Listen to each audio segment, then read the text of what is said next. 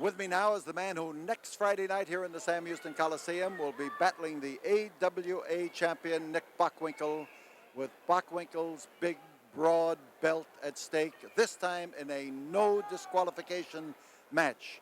And Bruiser Brody, may I tell you that the fans here are confident and absolutely positive that Bockwinkel held on to his title when you met him here, and he did it only because he deliberately got disqualified.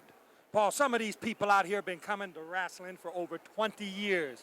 The same city, the same seat, and they know wrestling. They know good, hard wrestling, fighting, and they know who the best man is at all times in that ring. You know, these people are smart people. And everybody who was at that Coliseum 2 weeks ago, and I don't want to have to come out here and shout every week, knows, and I mean knows, that Nick Bockwinkel kept his belt only for one reason and one reason only. All them people know it, and even Nick Bockwinkel knows it. He had to go for a real cheap disqualification. He had to look for the hole to get in. He had to look for the back door. Now, over the years, Bockwinkel has come in here and fought all the top men. He's fought the Dusty Rhodes and the Wahoo McDaniels and all the great wrestlers from across the country. And I think you'll agree, and all the people agree, nobody ever gave him a whipping like I gave him 2 weeks ago.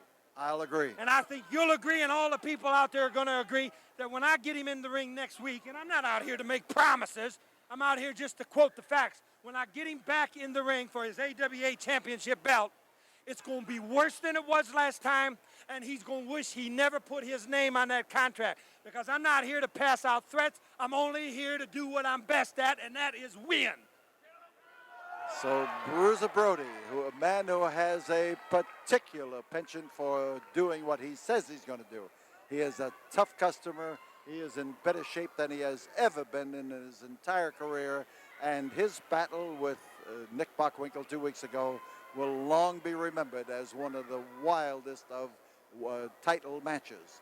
Now, the American Wrestling Alliance did not want to sanction this particular match with a no disqualification clause, but we were able to convince them that it's the only way that Bockwinkel could clear his name and be able to say that he did not deliberately get disqualified. Titles cannot change hands on a disqualification in the state of Texas, and this is a state law, and this is what Bockwinkel hid behind.